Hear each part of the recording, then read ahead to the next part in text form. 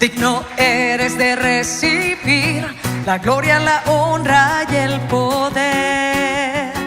Suprema alabanza, pues tú creaste todo con tu poder y todo lo sustentas, Dios, con tu palabra. Decláralo conmigo. Yo, mientras viva, cantaré de tu grandeza y tu poder. Eres admirable, tu perfección se refleja en tu creación. La tierra está llena de tu bondad. Cuando veo los cielos que cuentan tu gloria, estoy maravillado y me regocijo en ti. Dilo muy fuerte. Publicaré tu grandeza, te alaben todas tus obras, oh grande. Mi corazón se deleita en ti, cantaré de tu poder. Publicaré tu grandeza, te alaben todas tus obras, oh grande. Mi corazón se deleita en ti, cantaré de tu poder. Señor, Señor, digno eres de recibir la gloria, la honra y el poder.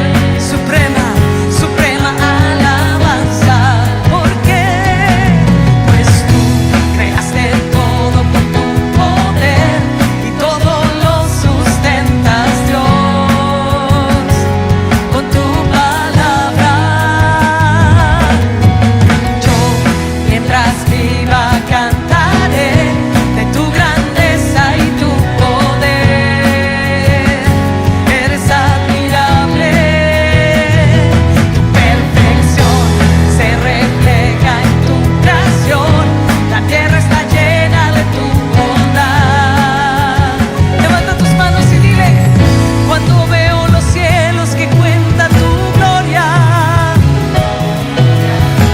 estoy maravillado y me regocijo en ti. Publicaré tu grandeza, te alaben todas tus obras, oh grande. Mi corazón se deleita en ti, cantaré de tu poder. Publicaré tu grandeza, te alaben todas tus obras, oh grande. Mi corazón se deleita en ti, cantaré de tu poder. Solo tú eres grande, Señor. Solo tú eres digno de la alabanza más suprema. Dale un fuerte aplauso a Él y dile: Señor, voy a cantarte con todas mis fuerzas. Esta ovación es para ti, el creador de todo lo que existe. Toda tu creación refleja tu gloria. Oh, Señor.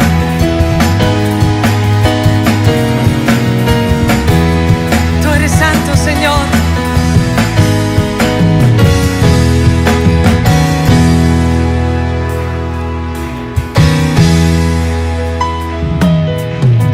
Santo, santo, santo eres, Señor, Dios todopoderoso. El que era, es y ha de venir, te celebramos con gozo.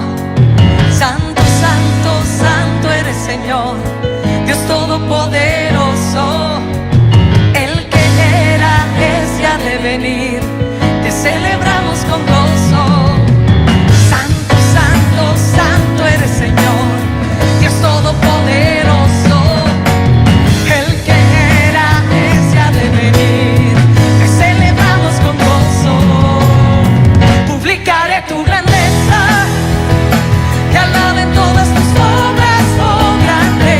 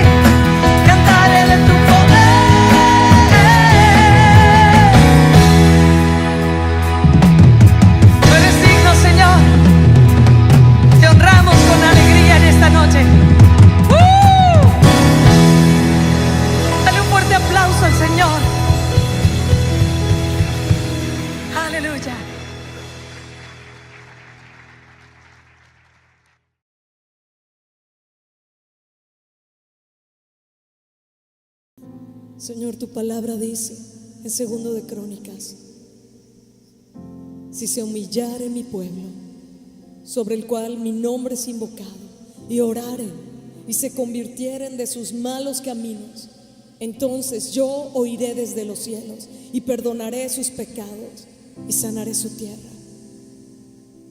Tú eres un Dios santo, Señor. Tú no puedes dar por inocente al culpable. Tú has estado hablándonos de santidad y queremos darte las respuestas, Señor.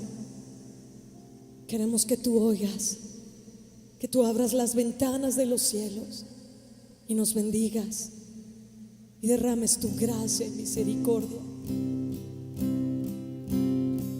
en el nivel que tú quieres hacerlo, sin que nada en nuestra vida te estorbe, Señor, sin pecados no confesados, sin ira, sin amargura en el corazón. Oh Señor, escudriña nuestro corazón esta mañana. Con humildad nos presentamos delante de ti. Omnipotente Señor, digno de gloria y poder, fuerte y sabio Dios, nos humillamos a ti.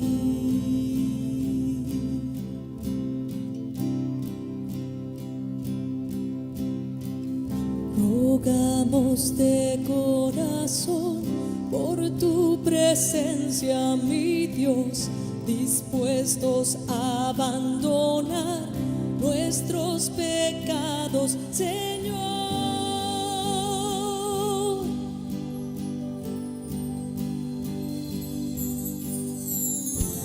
Estén abiertos tus ojos y míranos.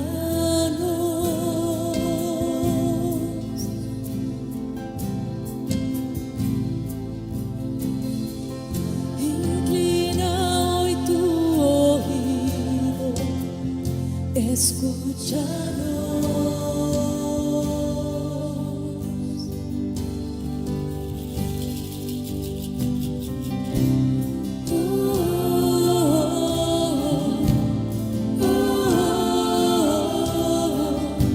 Escúchanos, abre los cielos.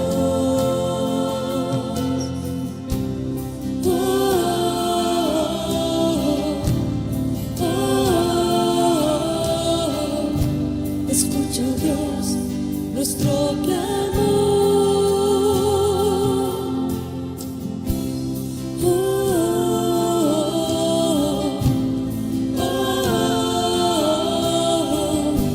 Escúchanos, abre los cielos.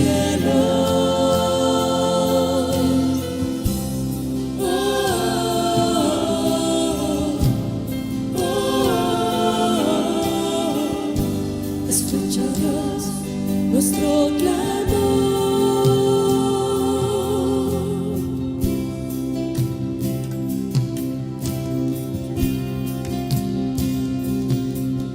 Nos presentamos delante de ti, Señor, con humildad, con sinceridad y corazón. Omnipotente Señor, digno de gloria y poder, fuerte y sabio Dios, nos humillamos a ti.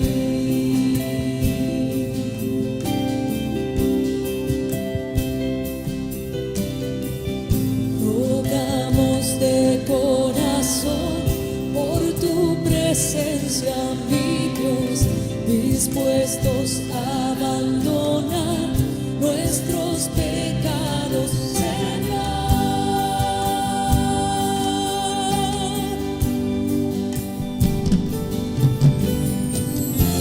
Estén abiertos tus ojos y míranos.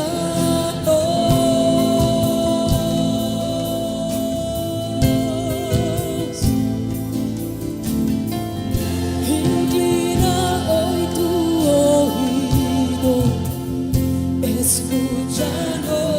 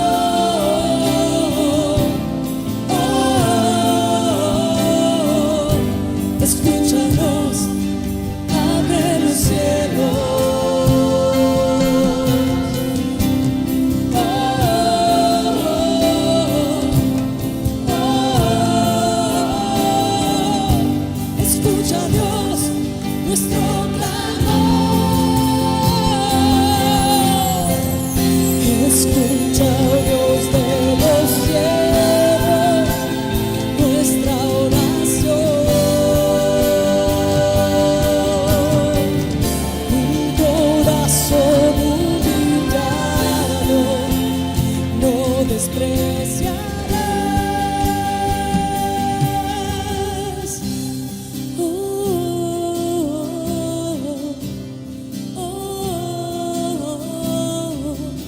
Escúchanos, abre los cielos.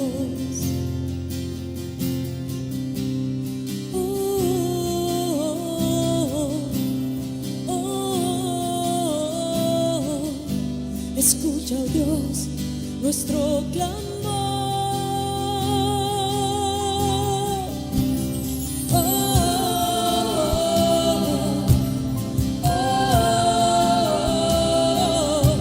Escúchanos, abre los cielos.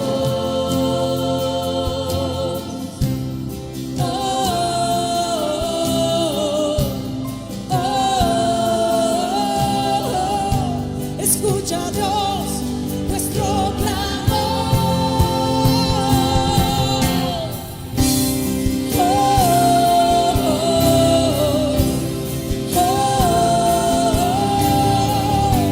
escúchanos, abre los cielos, bendícenos, Señor.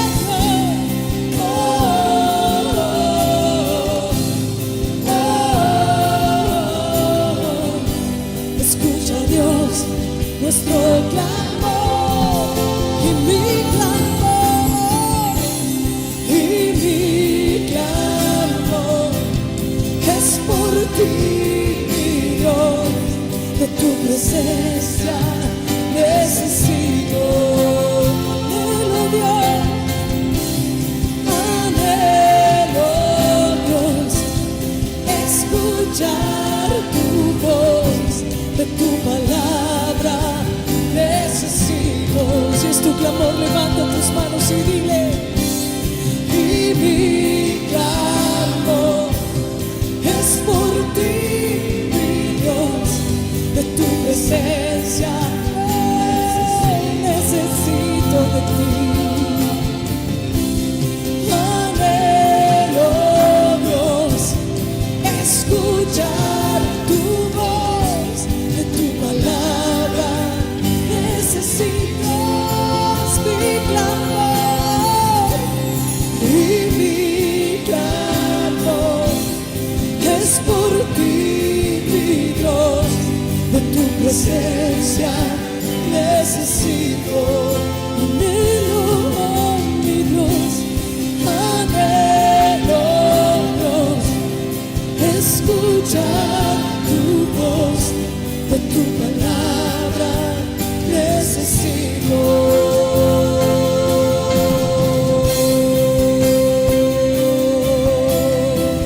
Yo te necesito, oh Señor, mi familia te necesita. Necesitamos de tu gracia, oh, necesitamos tu palabra en nuestros corazones. Oh, te rogamos, Señor, perdónanos. Volvemos a ti el corazón.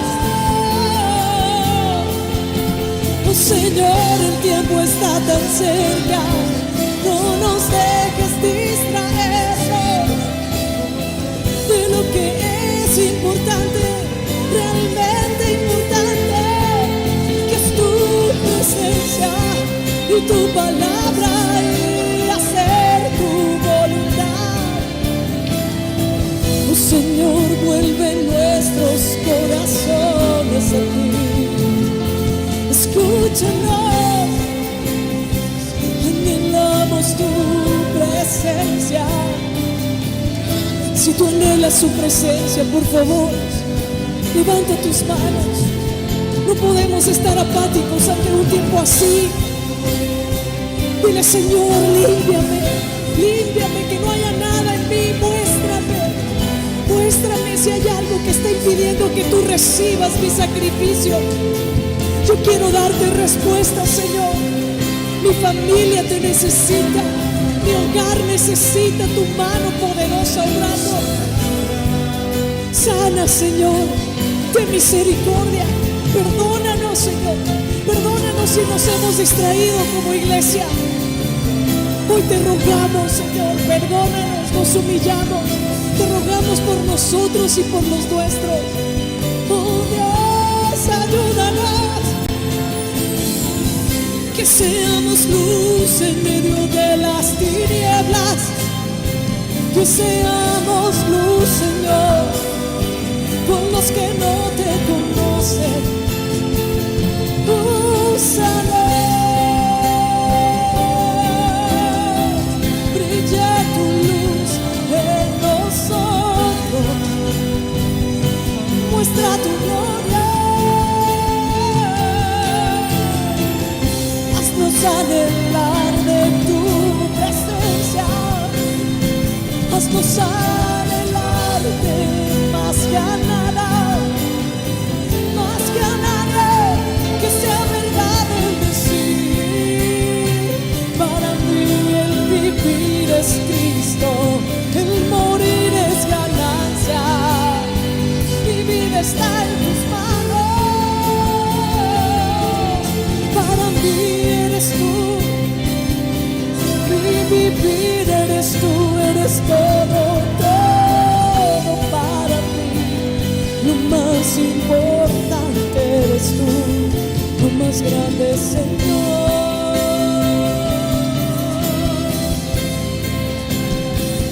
Tú lo sabes todo, mi Dios. Sabes que yo te amo. Sabes que yo te amo. Sobre todo, Señor. Con todas mis fuerzas te amo. Mi vida es tuya, mi Dios, yo vivo por ti.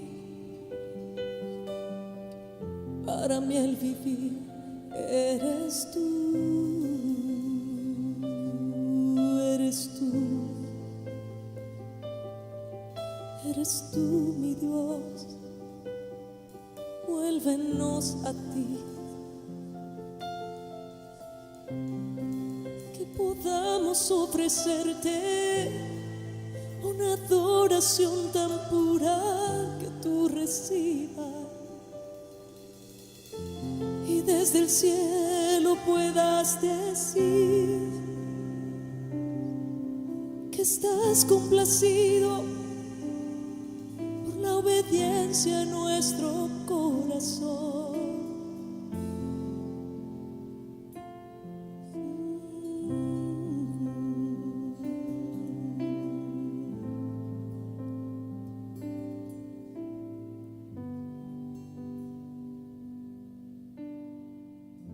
El Dios de los cielos,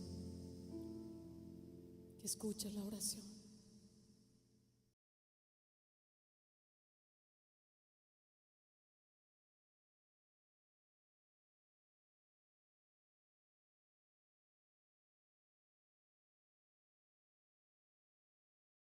Buenos días, mis hermanos, buenos días, bienvenidos a cada uno de ustedes por estar con nosotros aquí, una mañana más del domingo que el Señor, nuestro Dios, nos regala.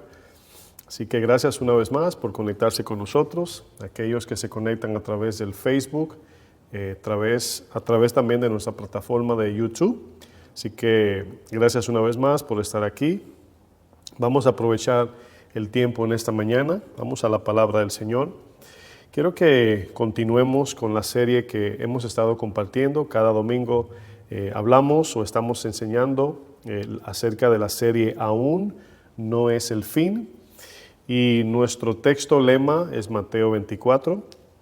Así que quiero que me acompañen a Mateo 24, versículo 32. Vamos a estar leyendo hasta el 35. Y en esta mañana voy a compartir un tema que se puede ver como la segunda parte del tema de hace 8 días. Hablamos el domingo pasado de una sociedad insensible. Pudimos ver muchos puntos importantes acerca de cómo la tecnología ha arropado nuestro corazón, ha tomado nuestro tiempo y vimos allí muchas cosas que podemos aprender. En este domingo, esta mañana, quiero compartir bajo el tema una generación insensible. Una generación insensible. Vamos a leer Mateo 24. Vamos a leer versículos 32 hasta el 35.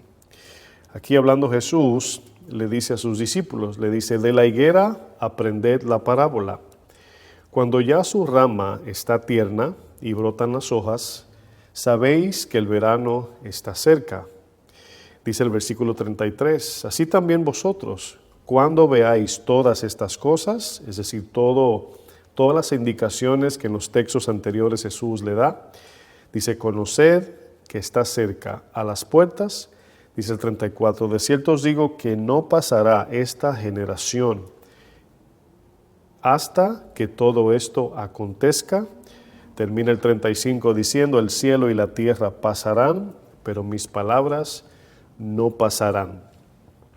Si hacemos un análisis de las cosas que ayudan y benefician al núcleo de nuestra sociedad y el núcleo de las familias, donde las cosas puedan marchar bien, en paz, en amor, en respeto y seguridad, nos daremos cuenta que todo lo que beneficia a una sociedad o todo lo que necesita el núcleo de la sociedad o el núcleo de la familia o las familias, tiene que ver con principios morales. Principios morales. ¿Qué son principios morales?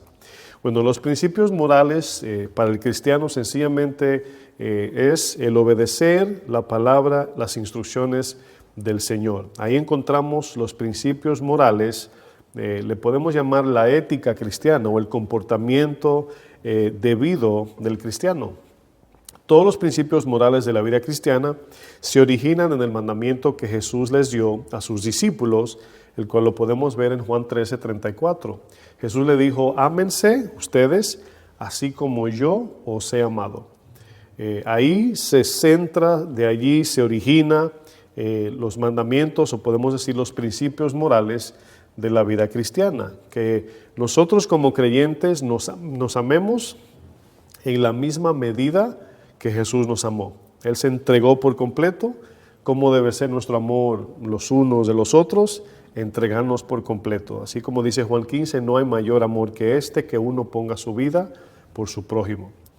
El fundamento de una sociedad se encuentra en los fundamentos morales de la palabra de Dios. Pero hoy, desafortunadamente, vivimos en una sociedad que piensa que podemos vivir bajo la idea de que cada quien viva como mejor le parezca. Esta generación piensa que la moral es algo subjetivo, es decir, que cada quien dictamine o decida cómo cada uno quiera vivir en esta sociedad. Bueno, muchas veces le damos más valor, nos enfocamos más en los talentos, ¿verdad? Nos enfocamos más, le damos más importancia a las capacidades de los seres humanos, al vasto conocimiento intelectual, a la innovación, al modernismo, la tecnología, el arte, el diseño, la literatura, la filosofía y todo ese tipo de cosas le damos un gran valor e importancia. Pero ponemos a un lado lo que es fundamental y esencial para que todo esto que mencioné anterior funcione de manera ordenada bajo los rudimentos del Señor. Alguien dijo algo que dijo un dicho muy sabio. Lo irónico es que esta persona que lo dijo, el cual no voy a mencionar su nombre, no abrazó este dicho, pero fíjense, lo voy a tomar prestado, pero tiene mucha sabiduría esta frase. Escuche bien lo que dice. Tu talento te puede abrir muchas puertas. Tú tienes capacidades que cuando vas a un trabajo y enseñas tu currículum de todo lo que sabes hacer, eres el mejor en esto, ¿verdad? Cantando, eres el mejor pintando, cocinando, en construcción, arquitectura, cualquier tipo de área, puedes tener mucho talento y ese talento te puede abrir puertas. Pero este dicho dice que tu talento te puede abrir puertas, pero tu carácter te la puede cerrar. ¿Qué estamos viendo aquí? Que desafortunadamente nos estamos enfocando en esta sociedad en los talentos, virtudes, capacidades que cada ser humano tiene. Y nos estamos desenfocando o desatendiendo la necesidad que el corazón tiene o el ser humano de desarrollar un carácter con integridad. Es por eso que entendemos que las escuelas y las universidades nos llenan la cabeza de información, pero es la palabra de Dios que nos llena el corazón de lo espiritual para poder con integridad ejercer todos esos talentos de manera ordenada. En la Biblia vemos ejemplos como los corintios se enfocaron en los dones y su carácter era reprochable. En el capítulo 13 de 1 Corintios, el apóstol Pablo los confronta, le dice, miren, les voy a enseñar un camino mejor. Porque sí, ustedes tienen los dones del Espíritu Santo, ¿verdad? Y los pueden ejercer. Pero si su carácter no está alineado, así como la persona de Cristo, según el carácter de Cristo, van a tener una guerra, celos, envidia, perversidades, etc. Bueno, cuando la sociedad abandona los principios morales de Dios, perdemos el sentido de lo que en verdad significa ser o lo que en verdad significa un ser humano. El significado de ser, valga la redundancia, un ser humano. Vivimos en una sociedad donde las personas le molesta cuando alguien golpea a un perro. Cuando alguien golpea a un perro, la gente se molesta, ¿verdad? Pero cuando golpean a una persona, ¿verdad? La reacción no es igual. Por ejemplo, si tú pateas un perro, el cual está mal, ¿verdad? Estamos en total desacuerdo con eso. La gente te cae encima. Pero si tú pateas a una persona, ¿verdad? La gente saca su celular y está más interesada en tener seguidores en sus medios sociales que ayudar a la persona que están violentando o pateando en este caso. Entonces, estamos viviendo en una sociedad donde le damos más importancia a los animales que a las personas. No estamos diciendo que los animales no son importantes, pero en sentido comparativo no debemos de darle más valor a los animales que a los seres humanos. Bueno, vivimos en esa sociedad ahora mismo. Bueno, si tú publicas, un ejemplo uso, si tú publicas algún mensaje que confronte el pecado de alguien y por alguna razón esto que publicaste se hace viral, los mismos medios sociales toman ese mensaje que tú publicaste y lo tachan como un mensaje de odio y luego te eliminan ese mensaje que publicaste. Y si tú continúas publicando más como este mensaje, posiblemente eliminan tu canal o tu cuenta de tu medio social, del Facebook, YouTube, Instagram, de cualquier tipo de medio social. Fíjense, si publicas un mensaje que confronta la perversidad o la inmoralidad de alguien, desafortunadamente vivimos en tiempos donde los medios sociales nombran, califican eso como un mensaje de odio. Pero si alguien publica un video donde dos mujeres peleando, donde se desgarran sus vestidos, se rompen todo lo que tienen alrededor, rompen todo lo que tocan, se arañan la cara, se dicen todas clases de malas palabras. Bueno, los medios sociales usan un sistema de recomendación y te publican este video millones y millones de veces para que tú, aunque no quieras, veas este video violento y ofensivo. Ahora, si usted se toma un segundo, se dará cuenta, nada más con ese ejemplo, cómo está la sociedad. Fíjense, si tú publicas un video que confronta la moral de alguien, ese video o ese mensaje, es un mensaje de odio, es ofensivo. Pero si tú publicas un video donde dos mujeres están desgarrando sus vestidos, diciéndose toda clase de malas palabras, he visto a veces que tienen niños cargados y el niño se cae, un desastre. Ese video, por cuanto genera más visitas, le dan más importancia. Y el sistema de algoritmo, escuche bien, hace que tú te inclines a ver ese video, pero te elimina el mensaje que edifica la sociedad. En esa generación estamos viviendo. No olvidemos, como bien explicábamos el domingo pasado, que el algoritmo es algo que no tiene sentimientos.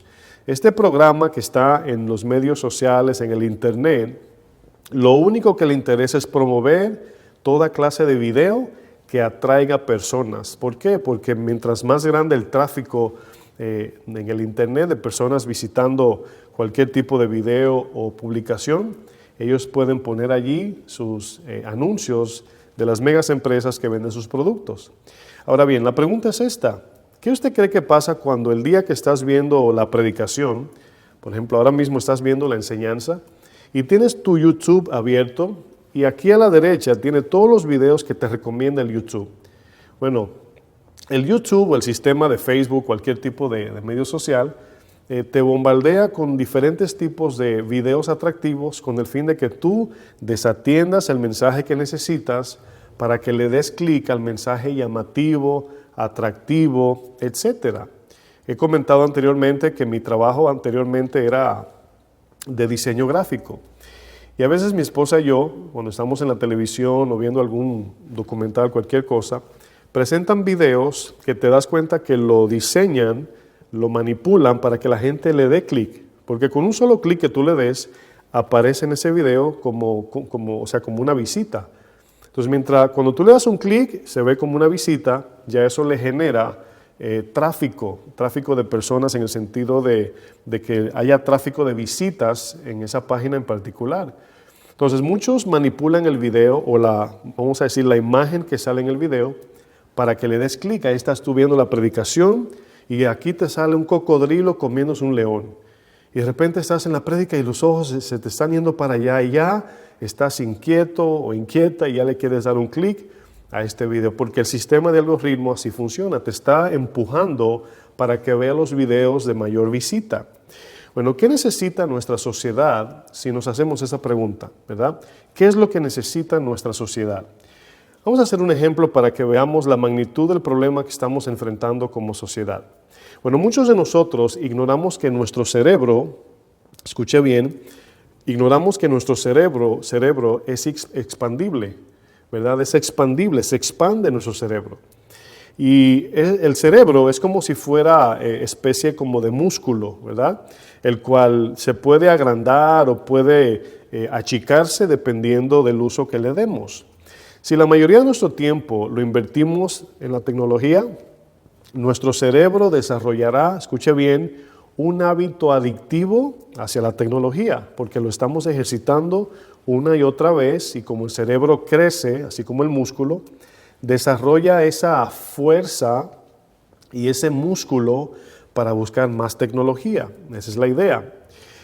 Y luego, al crear este hábito adictivo de volver otra vez a usar el internet, los medios sociales, etcétera, crea un patrón de conducta que conocemos como sociopático.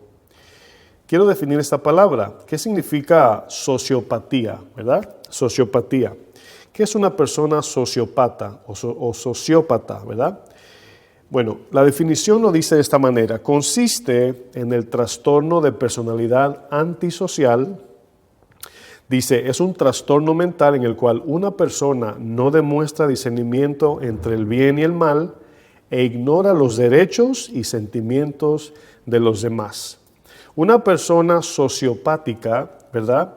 Es una persona que muestra una conducta antisocial, una desconexión social, ¿verdad? No le interesa interactuar, conectarse, tener una conversación entre una persona y otra, sino que como su cerebro ha desarrollado este patrón, ha desarrollado el músculo de la tecnología, por así decirlo, se inclina siempre más de manera adictiva a los dispositivos que a prestarle atención a una persona.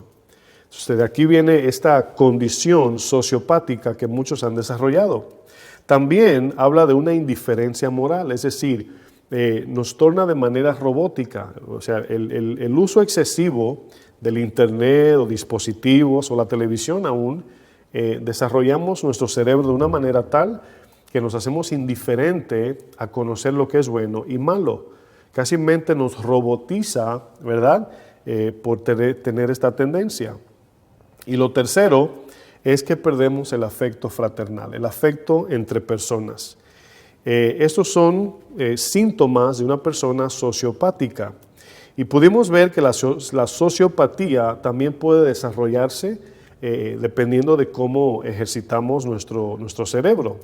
Y por eso vemos que hoy vivimos en una era donde le podemos también llamar la era de la disfunción mental, donde las condiciones y las enfermedades mentales están cada vez más crecientes. Hoy hay una lista muy larga de enfermedades y disfunciones mentales por causa de la tecnología.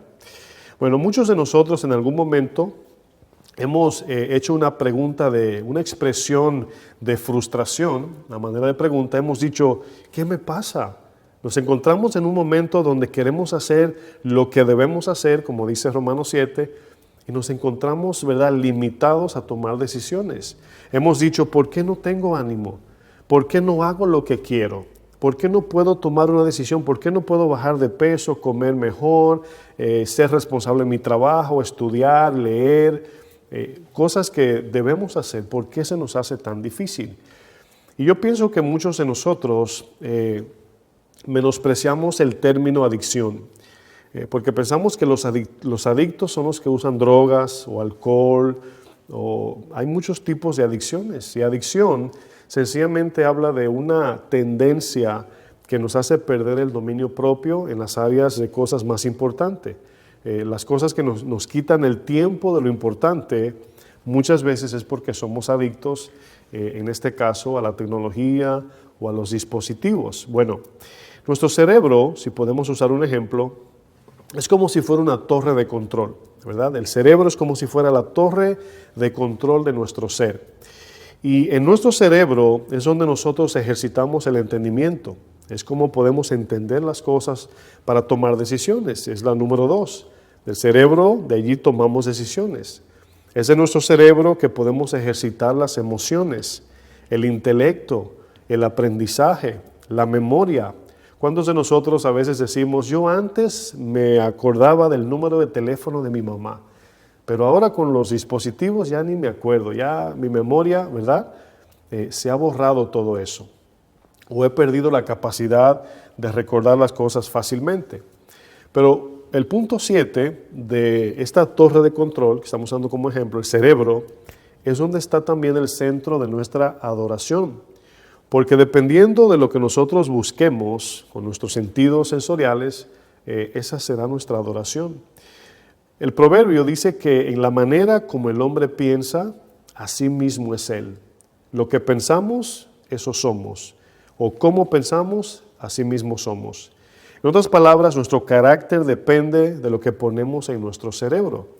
Según un estudio realizado en la Asociación de Investigación de Alzheimer, dice que mantener nuestro cerebro activo incrementa su habilidad y capacidad según su ejercicio. Es decir, si tú eres una persona que de repente dices, ¿sabes qué? Ay, a mí se me hace difícil leer, no me gusta leer, no tengo el hábito de leer. Y tú comienzas ¿verdad?, con un libro pequeño de 50 hojas, ¿verdad? Y comienzas a ejercitar tu cerebro. A leer, llega un momento que comienzas a leer libros del volumen de este grueso, como si nada, porque has desarrollado eso. Tu cerebro desarrolla, por así decir, el músculo de la lectura.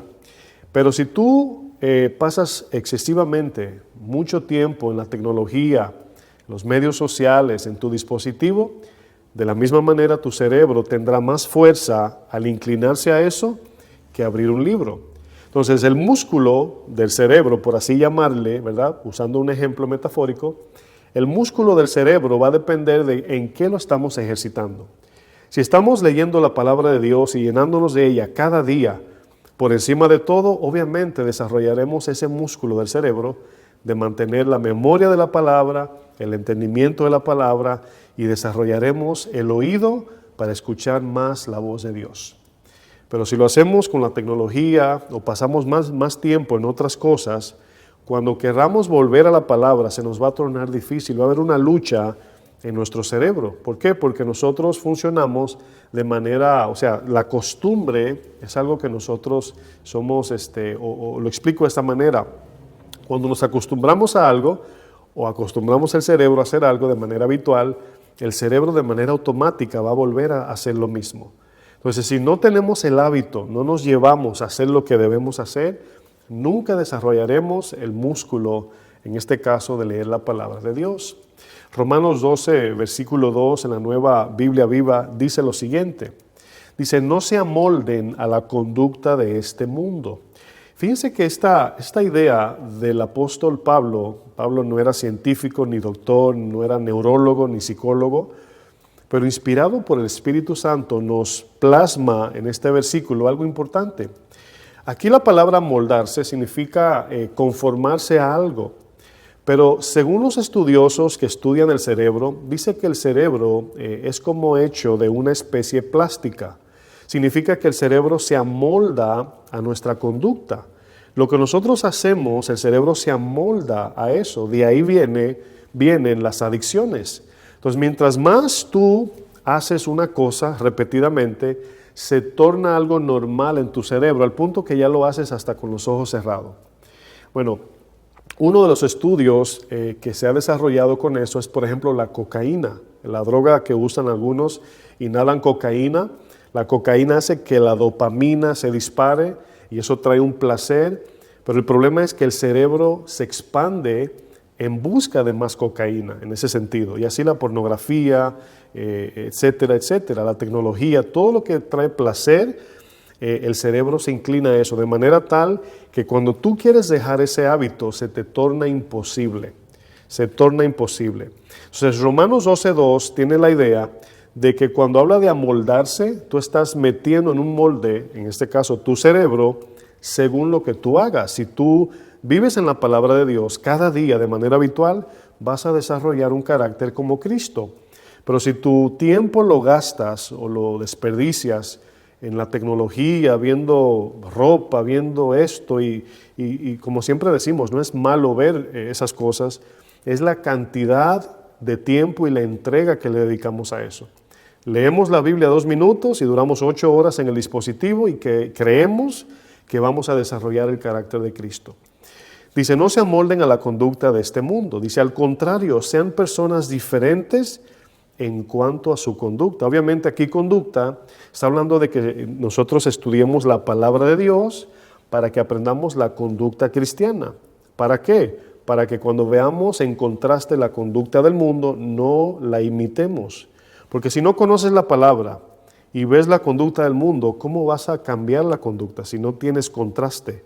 No sabes hacer otra cosa más que conducirte como el mundo.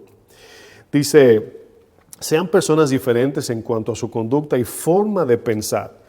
Así aprenderán lo que Dios quiere, lo que es bueno y agradable y perfecto.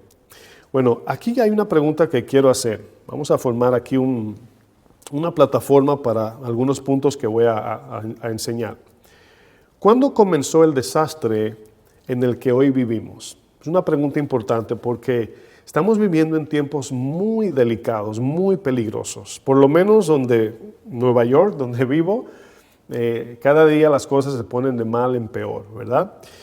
En Génesis 1 dice que la tierra, ¿verdad?, estaba desordenada, estaba en tinieblas y vacía. Así, antes de la creación, de lo que hoy vemos como creación, dice que la tierra estaba desordenada, estaba en tinieblas y vacía. Y luego Dios trae orden en la tierra por medio del verbo de vida, el cual es la palabra de Dios. Juan hace referencia a Cristo como el verbo y al verbo como la palabra dicha desde el principio. Pero luego en el capítulo 3 de Génesis el caos invade otra vez la tierra. Y preguntemos, ¿qué le faltaba a la tierra cuando estaba desordenada, en tinieblas y vacía? ¿Qué le faltaba? Bueno, todos sabemos que le faltaba la palabra de Dios, porque fue cuando salió la primera palabra, Dios dijo, sea la luz, fue que todo comenzó a ordenarse. Pero ¿qué fue lo que volvió a meter en caos a la tierra nuevamente? Bueno, podemos decir la falta de la obediencia a la palabra. Antes de la creación, cuando había desorden, vacío y tinieblas, la palabra de Dios no estaba allí. Una vez Dios emana su palabra, entra el orden y todo se pone en el orden correcto de Dios. La creación, la vida en la tierra, etc. Pero en el capítulo 3 de Génesis, cuando Adán y Eva pecan, la palabra vuelve y sale de la creación y entra de nuevo el desorden, el vacío y las tinieblas. Bueno, si logramos entender esto de manera sencilla, que el problema, ¿verdad?, fue la palabra, vamos a decir, el problema del desorden era la falta de la palabra de Dios, preguntemos, ¿qué es lo que en verdad necesita esta generación insensible en la que vivimos hoy? ¿Qué es lo que necesitamos? Pregunto, mejorar la economía, ¿será ese el problema? ¿Por qué estamos como estamos? A lo mejor mejorar la economía lo arregla, pastor. O a lo mejor mejorar el seguro social, o a lo mejor la seguridad policial o militar, o mejorar la educación. Una mejor educación, creo, pastor, que eso es lo que falta. O un mejor gobierno. Bueno, tome todo esto, el cual es bueno, ¿verdad? Es bueno que todo esto se arregle, se corrija y mejore. Pero tome todo esto, ¿verdad? Mejorar la economía, mejorar el seguro social, mejor seguridad militar o policial, mejor educación, un mejor gobierno, ¿verdad? Tome todo esto, el cual es bueno, repito, y fíltrelo a la luz de las Escrituras a ver qué fruto saldría si todo esto se arregla. Es decir, si la economía se arregla, ¿verdad? Pero la palabra de Dios no está presente, ¿cuál es su fruto? ¿Cuál es el resultado? Es lo que estoy preguntando. ¿Cuál sería el resultado de una sociedad sin Dios con una buena economía? Bueno, en Mateo 7, Jesús dice que si no edificamos sobre la roca, Jesús usa ese ejemplo como una analogía refiriéndose a él mismo, si como persona, como individuos o como sociedad no edificamos sobre la roca, el cual es Cristo, cuando vengan los vientos y los golpes, ¿verdad? Y las tormentas, entiéndase, cuando vengan los problemas, veremos ruina, destrucción. Y aquí vemos que hoy estamos viviendo en una generación insensible, una generación que no es sensible al pecado, no es sensible a la voz de Dios o a la voluntad de Dios o a la necesidad del prójimo, etcétera, etcétera. En la enseñanza pasada, hace 8 días, hablamos del tema una sociedad insensible, ya lo mencioné. Hablamos acerca de cómo la tecnología está esclavizando a esta sociedad presente. Nos hemos tornado esclavos de la tecnología al punto de que le damos más valor a un dispositivo que a una persona. En la Biblia la palabra generación se utiliza por lo menos con 2 sentidos. Hay 2 sentidos que la Biblia utiliza la palabra generación. Y esta palabra se utiliza para referirse a un tiempo marcado, ¿verdad? Hablando de una era, de un siglo o de un tiempo marcado. Se usa la palabra generación. Pero también esta palabra generación también es utilizada para referirse al linaje, a la descendencia, pero puede también significarse fruto, es decir, dando a entender el resultado de la siembra que la sociedad anterior sembró. También a eso se le llama generación. Es decir, lo que la generación anterior sembró como sociedad, el resultado también se utiliza el fruto de esa generación como, ¿verdad? En el término fruto, es decir, el resultado de lo que la generación anterior sembró, ¿verdad? Bueno, muchas veces pensamos que cuando algún padre, escuche bien, algún padre es negligente en la crianza de sus hijos, que el efecto negativo que su hijo mostrará cuando crezca por falta de disciplina, se piensa que nada más afecta al núcleo familiar dentro de una casa particular. Y no debemos olvidar que las civilizaciones y la sociedad se conforman de familias. Es decir, todo lo que vemos pasando afuera es un resultado de lo que no se ha hecho adentro. Estoy hablando de la casa, de la familia. Bueno, hoy pensamos que la mala conducta de nuestros hijos es culpa del gobierno. Y no, recuérdese, si usted me está viendo, ¿verdad? Y usted es padre o madre, Dios nos pedirá cuenta en la manera como estamos criando a nuestros hijos. Porque si la economía mejora, escúcheme bien, si la economía mejora, pero nuestra sociedad es corrupta y carece de integridad, ¿qué usted cree que pasará con esta abundancia de dinero en manos de personas inmorales, personas con falta de integridad, personas violentas, personas que no tienen temor a Dios? Entonces, fíjense la pregunta. La economía mejora, pero el corazón de la sociedad o del individuo sigue igual de corrupto. ¿De qué sirve que se mejore la economía? Bueno, la ironía de todo esto es que en una sociedad donde no hay temor de Dios y la economía mejora, se desata el libertinaje, el desenfreno, el materialismo, la inmoralidad sexual por la abundancia del dinero. El dinero puede ser algo muy peligroso en manos de personas que no tienen temor de Dios. Si la economía empeora, de igual modo, O sea, estamos encerrados en dos dilemas. Si la economía mejora, se desata todo esto que mencioné. Pero si la economía empeora, de igual modo la corrupción, sube los robos, los homicidios, los atracos y las violencias. Igual modo. Porque el problema no es si la economía está buena o está mala, sino el corazón del ser humano. Proverbios 17, versículo 16. Fíjense lo que dice el sabio Salomón. Proverbios 17, verso 16. Voy a leer este versículo en la Nueva Biblia Viva. Dice Proverbios 17, verso 16. Nueva Biblia Viva, dice esta versión. Dice, ¿de qué le sirve al necio tener dinero? Dice, ¿podría comprar con eso sabiduría si no tiene entendimiento? Fíjense, el dinero en manos de un necio es peligroso. Proverbios 16, 16, en la Reina Valera lo dice así: mejor es adquirir sabiduría que oro preciado, y adquirir inteligencia vale más que la plata. Miren, cuando usted ve el común denominador de por qué las personas dicen que la cosa no está buena, el 90, 80%, no lo sé, es un número figurado, le va a decir que es falta de más dinero. No es que la cosa no está buena, ¿verdad? Es falta de más dinero según ellos. Entonces, siempre estamos pensando que el problema mundial tiene que ver con la economía, ¿verdad? Que ese es el problema. Si hay más dinero, la cosa mejora. No olvidemos que nosotros tuvimos en la tierra el gobernador perfecto. ¿Y qué hicimos con ese gobernador que quería gobernar de manera perfecta? Lo crucificamos. Entonces, hay una pregunta importante que nos hacemos. ¿Qué sucede si nosotros recibimos el político perfecto para la tierra? Bueno, la Biblia le llama, según el corazón de la gente insensible de esta generación, la Biblia le llama el anticristo. Es decir, Cristo viene a traer la verdad a la tierra, viene a traer salvación, a rescatar al que se había perdido, y lo matamos. A Jesús lo crucificamos. Pero el anticristo, cuando venga, la mayoría de las personas en esta tierra lo van a recibir con gozo y alegría. Y eso habla de la perversidad y el engaño del corazón.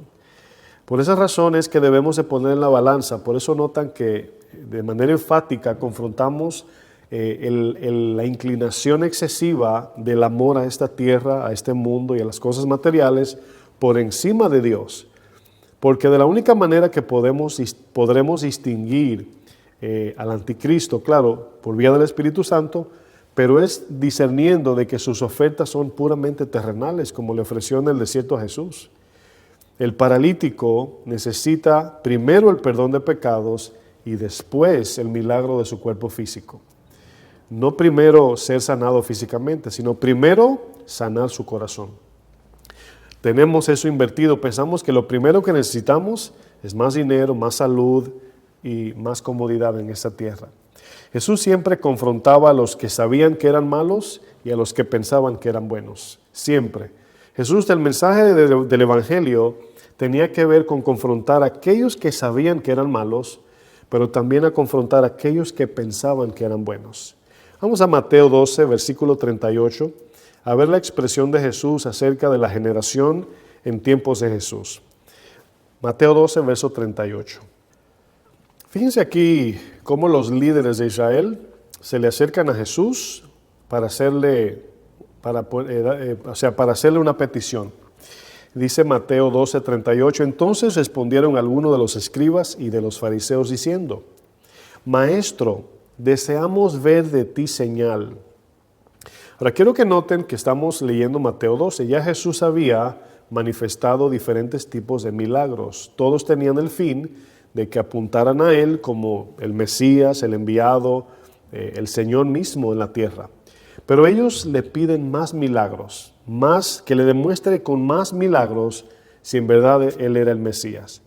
Ahora, vemos que le llaman maestro, pero como Jesús les responde a ellos, nos deja entender que su actitud era pecaminosa, era perversa, era mala. Y en el 39 dice, Él les respondió y les dijo, aquí Jesús, la generación mala y adúltera demanda señal. La generación mala y adúltera demanda señal. ¿Se acuerdan lo que leímos acerca de que el anticristo cuando venga va a manifestar muchos milagros? Bueno, conecta estos dos. La generación mala y adúltera demanda señal y al anticristo se le permitirá hacer prodigios y milagros que van a impactar al mundo. Pero ¿a qué corazón es que ese anticristo con poder que va a venir va a engañar? A la generación mala y adúltera. Dice, la generación mala y adúltera demanda señal, pero señal no le será dada, sino la señal del profeta Jonás. Aquí se refiere Jesús que la única señal que ellos verán es la crucifixión. Porque dice el 40, porque como estuvo Jonás en el vientre del gran pez 3 días y 3 noches, así, ¿dónde estoy? Sí, así estará el Hijo del Hombre en el corazón de la tierra 3 días y 3 noches. Los hombres de Nínive se levantarán en el juicio con esta generación y la condenarán porque ellos se arrepintieron a la predicación de Jonás. Y he aquí más que Jonás en este lugar. Dice, la reina del sur se levantará en el juicio con esta generación y la condenará porque ella vino de los fines de la tierra para oír la sabiduría de Salomón y he aquí más que Salomón en este lugar. Es decir, los de Nínive, quienes eran sirios, no eran del pueblo de Dios judío, se arrepintieron a la predicación de Jonás. Lo escucharon, el rey humildemente declaró estado de ayuno, ¿verdad? Y de humillación delante del Señor para arrepentimiento. Hasta los animales ayunaron, hasta los animales. Decreto del rey de allá de Nínive. Pero también vemos la reina del sur, una reina, ¿verdad?, pagana, que no era del pueblo de Dios tampoco, escuchó hablar de Salomón y dijo, quiero escuchar más de esta sabiduría. Y vemos que de una manera muy, vamos a decir, misteriosa, Salomón le predicó el evangelio a esta mujer. Y Jesús la menciona y dice, ellos, esta reina junto con todos los que la obedecían, se levantarán porque fueron salvados por el mensaje de Salomón y condenarán a los judíos y los escribas. Y Jesús le dice, porque uno más que Salomón y uno más que el profeta Jonás está parado aquí y ustedes no le creen. Entonces, ¿qué más señal ustedes quieren ver? Porque cuando vemos el rey de Nínive, él no pidió señal o pruébame si es verdad, no, se sometió.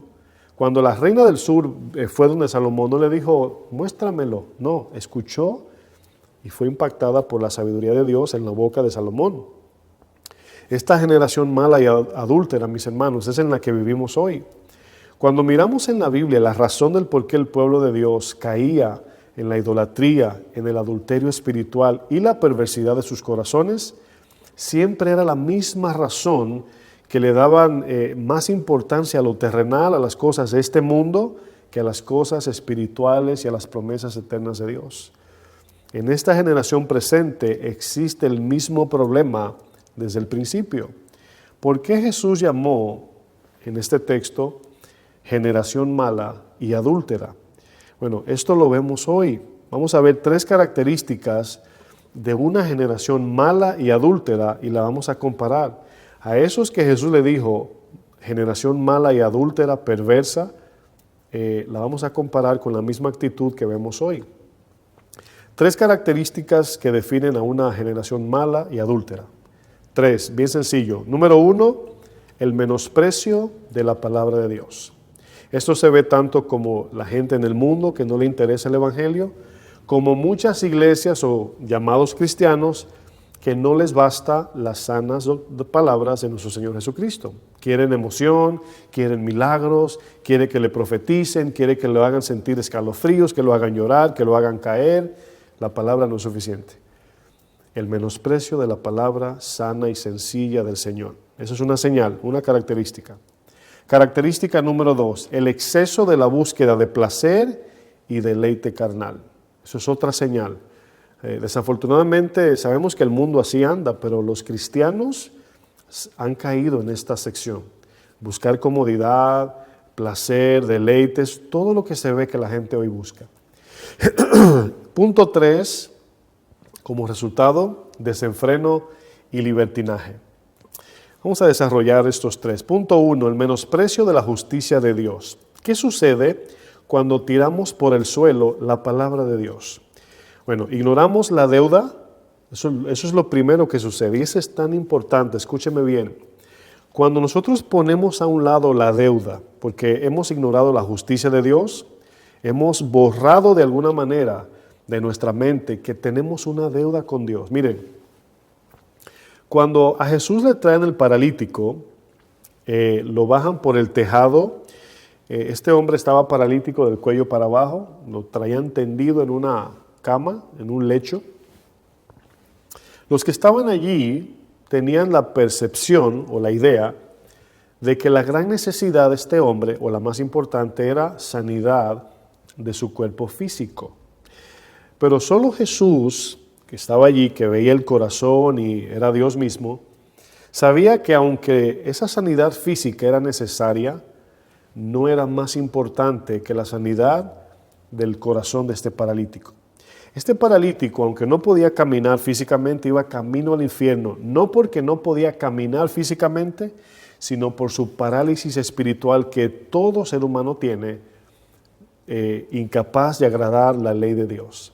Entonces Jesús no vino, escucha lo que digo, no vino a la tierra a sanarnos físicamente, no vino a hacernos ricos, no vino a resolver nuestros problemas, como le dijo al joven, ¿quién te ha dicho que yo he venido a partir herencias? No, yo no he venido a eso. Fíjense, ahí lo dice. Vino Jesús a salvar lo que se había perdido. Entonces, escucha bien, lo importante para el cristiano entender es que estábamos en una posición de condenación eterna ante el juez de toda la tierra. Íbamos camino a perdición, pero el Evangelio nos interrumpió. El Evangelio vino delante de nosotros, se paró frente a nosotros y nos expuso el mensaje de salvación. Y gracias al sacrificio de Jesús tenemos vida eterna, tenemos vida nueva. Pero cuando quitamos en medio la deuda, ¿para qué la palabra? ¿Para qué necesito la palabra si no tengo ninguna deuda ante el Dios de toda la tierra? No tengo nada pendiente con Dios. Bueno, en el momento que nosotros menospreciamos la justicia, ignoramos la deuda. Eso nos conlleva a menospreciar la palabra. ¿Por qué? Porque no entendemos que somos pobres, desnudos, desventurados, ciegos, como dice el Señor a la iglesia, de las 7 iglesias, a la Odisea. Le dice, ¿tú crees que eres rica? Tú eres pobre, desventurada, ciega, desnuda. No puedes agradar a Dios, no vas a poder en tus fuerzas entrar al reino de los cielos. Entonces el problema mayor que tenemos es este corazón que está en nosotros. Pablo lo dijo en Romanos 7, lo que quiero hacer no hago, y lo que no quiero hacer termino haciendo. Miserable de mí, que soy hombre muerto. Bueno, aquí nos damos cuenta que la prioridad en nuestra vida es un corazón regenerado y la salvación eterna. Como siempre hemos dicho, no a todos Dios nos dará lo que le pedimos terrenalmente. Si menospreciamos la deuda, menospreciaremos la palabra y por tercero pisotearemos el sacrificio de la cruz. Porque ¿a qué vino Cristo entonces? La palabra dice que si alguno peca por testigo de 2, algunos rompe la ley, dice que éste muera irremisiblemente, sin misericordia. Dice, ¿cuánto mayor castigo usted cree que merece al que pisoteare la sangre del pacto, es decir, el sacrificio de Jesús, e hiciere afrenta al Espíritu de gracia? Es decir, que ignore la convicción que el Espíritu pone en nosotros de pecado, la convicción de pecado, de que estamos mal ante Dios, de que necesitamos de su perdón, de su ayuda y su provisión. Bueno, eso nos lleva al punto 2. Una generación mala y adúltera se caracteriza por buscar excesivamente el placer en esta tierra. ¿Qué sucede cuando amamos más los deleites que al mismo Dios? Bueno, en Timoteo, 2 Timoteo 3:4, el apóstol Pablo le llama amadores de los deleites más que de Dios. El mismo Pablo a los Filipenses 3:19 le dice que solo piensan en lo terrenal, son enemigos de la cruz de Cristo. Bueno, a causa de ir detrás de los placeres de este mundo más que de buscar a Dios, vivimos para buscar el placer terrenal e ignoramos la gran comisión. Porque si ignoramos que tenemos una deuda con Dios y que Dios nos perdonó a nosotros por gracia esa deuda y hay gente allá afuera que se va a perder si no le predicamos el Evangelio y vivimos una vida excesivamente buscando placer, comodidad, etc., esto es idolatría. Punto 2, nos tornamos carnales y no espirituales. Punto 3, Dios viene a ser algo innecesario. Cuando vivimos una vida de nada más buscar placer, Dios queda sobrando. Punto 3, característica número 3 de una generación mala y adúltera, por consecuencia de abandonar su justicia, por consecuencia de ir detrás de los placeres de este mundo, caemos en el desenfreno y en el libertinaje. Y es aquí donde la sociedad se corrompe por completo. Notamos que es una degradación moral que nos conlleva a caer en lo que Jesús llama generación mala y adúltera. Acompáñenme a 2 Timoteo capítulo 3. Se dan cuenta que es una degradación, es un progreso que nos lleva ahí.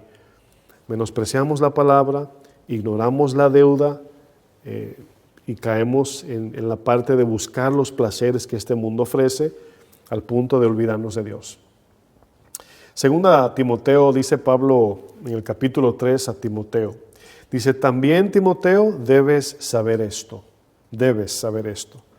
que en los postreros días vendrán tiempos peligrosos. Aquí Pablo está conectando lo que ya Jesús profetizó.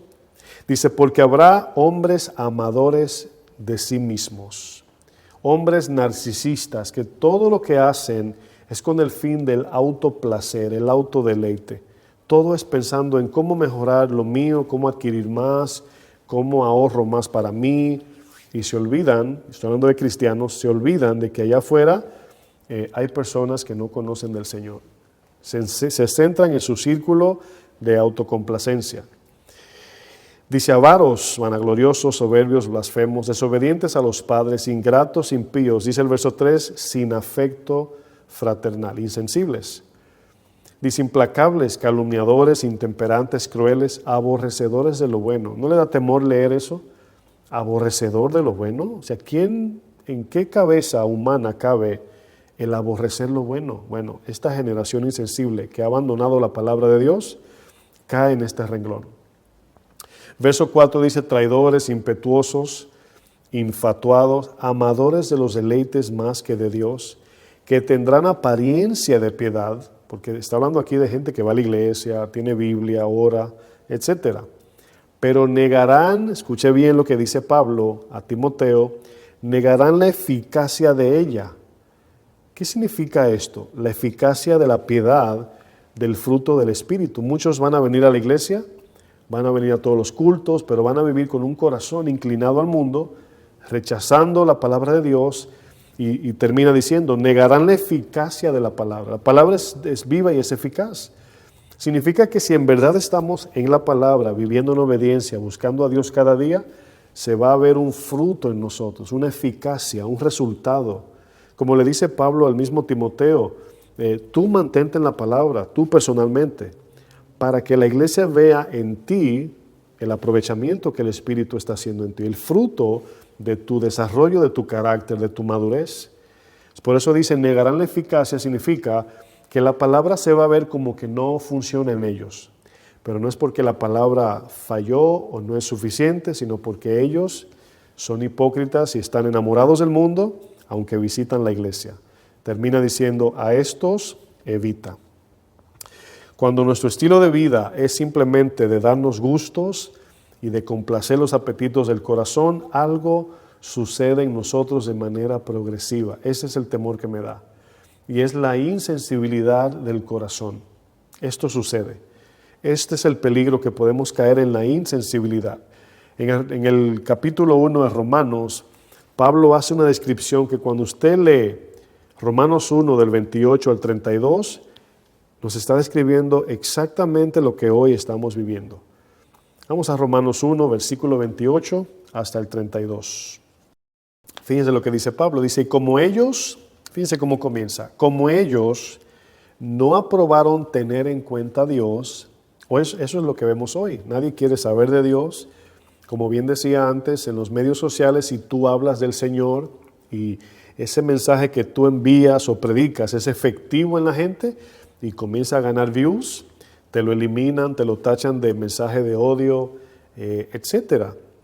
Dice, como ellos no aprobaron tener en cuenta a Dios, Pues Dios, yo le pongo ahí el pues, los entregó a una mente reprobada. O sea, los dejó caer en tinieblas en su mente para hacer cosas que no convienen, estando atestados, aquí atestado es llenos de toda injusticia, fornicación, perversidad, avaricia, maldad, llenos de envidia, homicidios, contiendas, engaños, malignidades, murmuradores, detractores, aborrecedores de Dios, injuriosos, soberbios, altivos, inventores de males, desobedientes a los padres, necios, desleales, otra vez repite aquí, sin afecto fraternal, implacables, sin misericordia, quienes habiendo entendido el juicio de Dios, que los que practican tales cosas son dignos de muerte.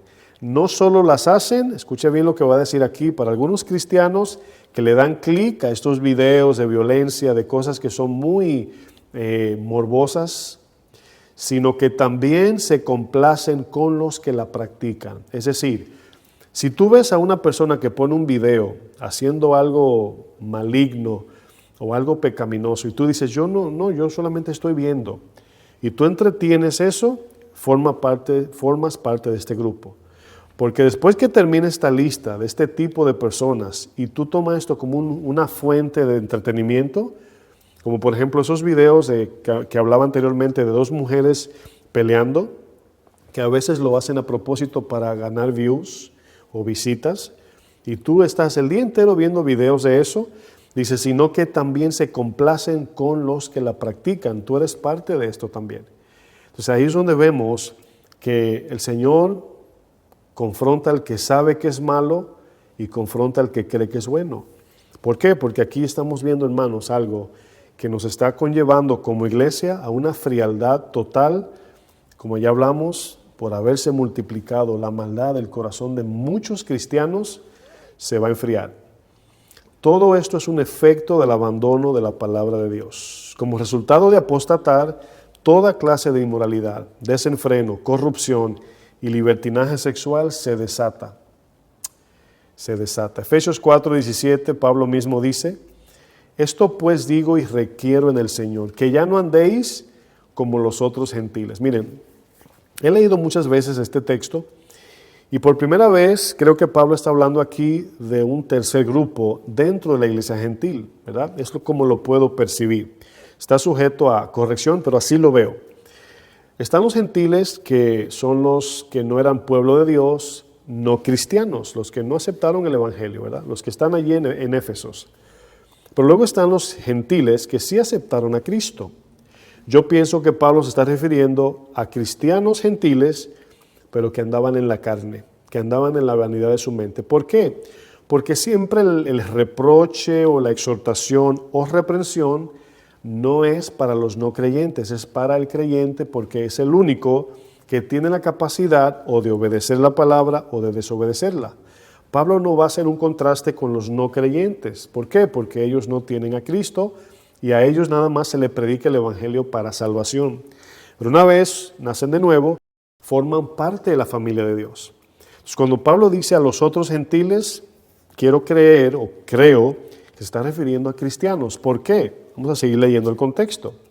Dice que andan en la vanidad de su mente, teniendo el entendimiento entenebrecido, ajenos de la vida de Dios por la ignorancia que en ellos hay, por la dureza de su corazón, los cuales, porque aquí es donde va a caer el texto, después que perdieron toda sensibilidad. ¿Recuerdan Ezequiel 36, que dice que al nacer de nuevo Dios nos dará un corazón de carne?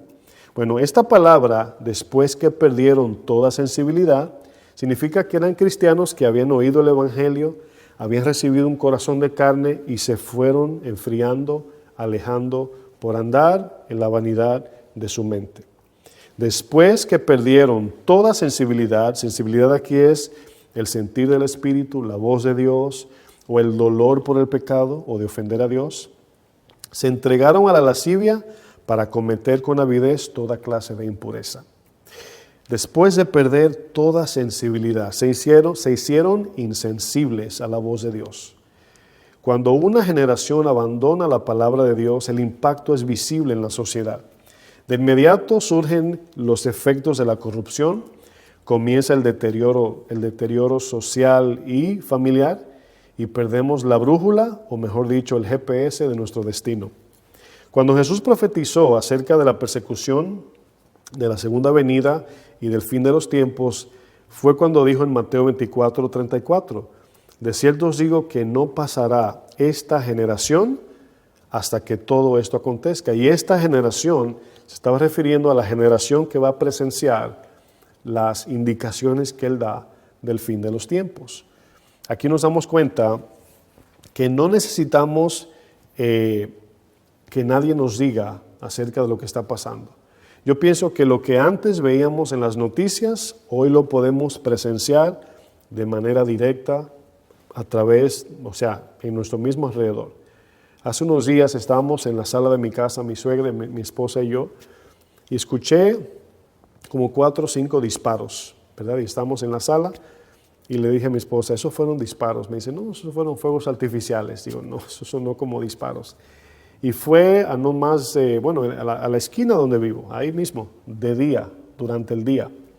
Y a cada rato vemos, o todos los días vemos noticias de disparos, de atracos. Hace unos días vimos una noticia de unos jóvenes que entraron armados a un restaurante en Manhattan, en una área que es tranquila, donde nunca se había visto esto. Entró a un restaurante, le quitó un reloj de mucho valor a alguien y ahí le dispararon en la pierna a alguien, y así está la cosa. Y preguntándole a uno, ¿verdad?, en un entrevistado dijo, bueno, ya antes tenía temor del coronavirus, de sentarme en un restaurante, y me estaba sentando afuera, ahora tengo que cuidarme de esto. Bueno, en esa es la sociedad que estamos viviendo. Estamos viviendo en los tiempos de la advertencia de Isaías 5. Isaías 5:18 dice el profeta, ay de los que traen la iniquidad con cuerdas de vanidad. Fíjense, el profeta dice, ay de los que por causa de las cosas vanas atraen pecado. Por ir detrás de lo material, de lo que produce deleite, por vía de eso atrae pecado. Y el pecado como coyundas de carreta, dice, los cuales dicen, venga ya, apresúrese su obra y veamos, acérquese, venga el consejo del Santo de Israel para que lo sepamos. Aquí habla de una generación que estaba pidiendo conocimiento de Dios, pidiendo la palabra, pero su corazón estaba endurecido.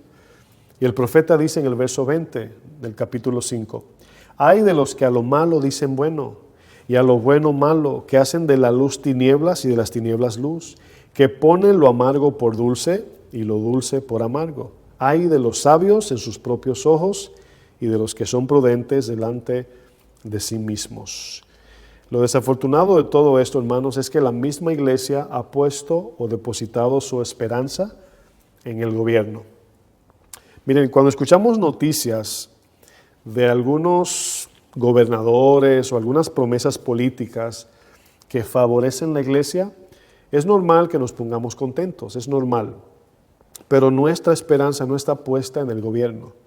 Cada vez que vemos a la iglesia dependiendo de las leyes gubernamentales para encontrar su paz o su reposo, nos encontramos saliéndonos del propósito de Dios.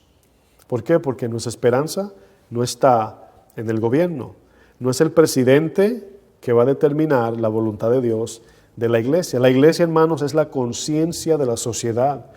Por eso es que cuando predicamos el evangelio y hay alguien corrupto por allá o alguien inmoral y escucha el mensaje, es para alertarlo de que lo que está haciendo está mal. Pero si la iglesia, llamada a la conciencia de la sociedad, se calla, entonces todo el mundo le dará rienda suelta a su carne y pecará todo lo que quiera. Desafortunadamente estamos en contra de las leyes que apoyan la diversidad de género, pero por otro lado no educamos a nuestros hijos en la palabra de Dios en la casa. Es decir, vemos que en las noticias dicen, están apoyando diversidad de género, y todo el mundo se escandaliza, la iglesia se enoja, pero no estamos pagando el precio en la casa, no estamos formando a los niños desde pequeños, instruyéndolos a que aprendan a tener el carácter de Cristo, a vivir bajo las morales, los principios morales del Evangelio y de la palabra de Dios, para que cuando ellos crezcan puedan caminar de manera recta. O sea, no es cuando el gobierno quite esa ley que se va a acabar esta inmoralidad, no, es cuando comencemos como cristianos en nuestras casas a instruir a los niños a aprender a andar en la palabra de Dios. Desafortunadamente hay hermanos en la iglesia que piensan que por ejemplo, aquí tenemos a la semana se le da una hora de enseñanza, 2 horas a los niños. Pero los padres tienen a los hijos en su casa toda la semana. Y si no los instruimos en la palabra, van a terminar siendo instruidos por la televisión, por la tableta, por la escuela, por sus amiguitos y por el gobierno. Entonces, el poquito tiempo que los tenemos en casa, el poquito tiempo que están en casa, tenemos que aprovechar. Tenemos que llenarnos de la palabra, instruirlos en el camino del Señor. ¿Por qué? Porque si no, otro lo va a hacer. Y por eso es que vemos como resultado una sociedad insensible, una generación insensible. ¿Por qué? Porque la palabra de Dios no está en el corazón del centro de nuestra familia, no está en nosotros. No hay dolor por el pecado, nadie se escandaliza por el pecado. El escándalo ahora es cuando alguien hace algo bueno, pero cuando alguien hace algo malo, la sociedad lo aplaude. ¿Qué podemos hacer como iglesia en medio de una sociedad o generación que odia a Dios? ¿Qué podemos hacer, pastor? ¿Cuál es la instrucción? Cuando David pecó contra Dios, que hizo algo muy malo y perverso, adulteró, ¿verdad? Vino el profeta, porque Dios nos da tiempo para arrepentirnos. Manda sus profetas, manda su palabra. Dios manifiesta su longanimidad, es decir, su paciencia, dándonos tiempo para que nos arrepintamos. Pero si no nos arrepentimos y le damos larga y decimos mañana lo hago, algún día me arrepiento, llega un día como en los días de Noé, como en Sodoma y Gomorra, llegará un día como ese y nos va a sorprender. David hizo 3 cosas al escuchar la confrontación del profeta, como usted me está escuchando a mí ahora, y ha reconocido en su corazón que usted no ha hecho lo que debe hacer como creyente cristiano que ha entregado su vida a Cristo. 3 cosas hizo David: reconoció, se humilló y se arrepintió. Número 1, David reconoce su condición caída, reconoce que pecó contra Dios. David se va al origen del problema. El problema, Señor, no fue que Betsabé se bañó desnuda. No, el problema no fue que yo no fui al trabajo, a la guerra en este caso. O no fue que esta mujer un día me tiró el ojito. Ese es un problema, pero no es el problema. No, el problema es que mi corazón es caído. Eso nos conlleva, hermanos, a depender y necesitar a Dios. ¿Por qué? Porque el problema no es nada más no mirar para no adulterar, no. El problema es que el corazón necesita ser transformado para mirar con un corazón puro.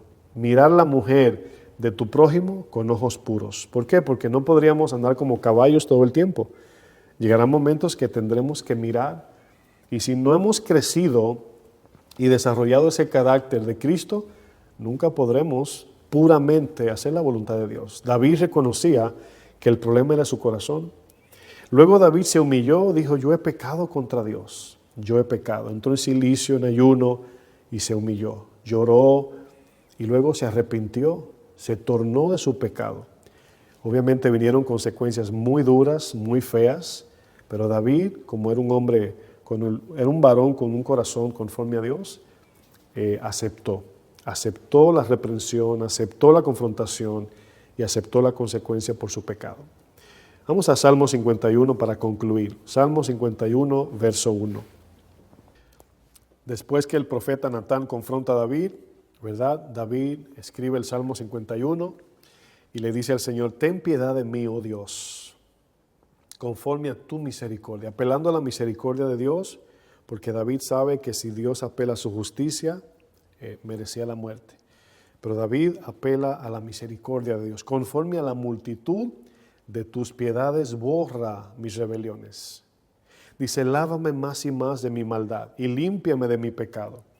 Porque yo reconozco, ahí está, mis rebeliones, y mi pecado siempre está delante de mí. Contra ti solo he pecado y he hecho lo malo delante de tus ojos, para que seas reconocido justo en tu palabra y tenido por puro en tu juicio. He aquí, en maldad he sido formado, y en pecado me concibió mi madre. He aquí, tú amas la verdad en lo íntimo, y en lo secreto me has hecho comprender sabiduría. Purifícame con hisopo y seré limpio. Lávame y seré más blanco que la nieve. Hazme oír gozo y alegría, y se recrearán los huesos que has abatido. Esconde tu rostro de mis pecados y borra todas mis maldades. Crea en mí, oh Dios, un corazón limpio y renueva un espíritu recto dentro de mí. No me eches de delante de ti y no quites de mí tu Santo Espíritu. Vuélveme el gozo de tu salvación y espíritu noble me sustente. Entonces enseñaré a los transgresores tus caminos y los pecadores se convertirán a ti. El Salmo 127, bien rapidito, dice: si Jehová no edificare la casa, en vano trabajan los que la edifican. Si Jehová no guarda la ciudad, en vano velan los que la guardan. En esta generación que estamos viviendo, en esta presente, si nos tomamos un momento y en un papelito la describimos, su conducta, su inmoralidad, su perversidad, libertinaje, que hoy estamos viendo, donde no hay ley, no hay respeto, no hay límites, todo el mundo está haciendo hoy lo que le da la gana, nunca podremos identificar si estamos cerca de la venida del Señor o no. Así que solamente tomes un momento y mire a su alrededor, mire las noticias, mire su barrio, mire su ciudad donde usted vive y compárelo con lo que Jesús está hablando. Y eso nos dice que estamos o en la generación o estamos próxima a esa generación. Así que yo les pido que tomemos todo esto en serio y que el Señor nos ayude. Padre, en el nombre de Jesús, sellamos esta palabra pidiéndote que tú sigas a través de tu Espíritu trayendo convicción. Ayúdanos, Señor, fortalécenos y sigue dándonos tu palabra, Señor. Sin ella estamos perdidos, Señor. Que tu Espíritu nos lleve en tu gracia y que nos dé, Señor, discernimiento en tiempos oscuros. Que no seamos insensibles, sino que seamos sensibles a la voz de tu Espíritu en todo tiempo, Señor. Que no apaguemos al Espíritu, que seamos obedientes y que vivamos una vida de servicio y generosidad según tu voluntad, Padre, en el nombre de Jesús. Amén. Que Dios les bendiga, mis hermanos. Gracias una vez más por conectarse con nosotros, con Casa de Oración Nueva York. Así que les deseamos que tenga un buen descanso en este domingo y que medite en lo que Dios nos ha hablado en esta mañana. Dios les bendiga. Guárdame en ti entre tanta maldad. Te pertenezco, yo creo en ti. Tú me amaste como nadie más. En la cruz te entregaste por mí. Quiero sentarme a tu mesa y escuchar tu voz en mi corazón. Quiero ser uno contigo, oh mi Jesús, como tú y el Padre son.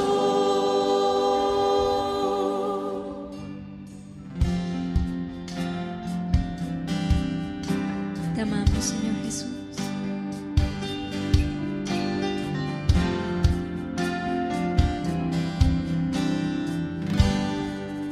Digamos una vez más a Él: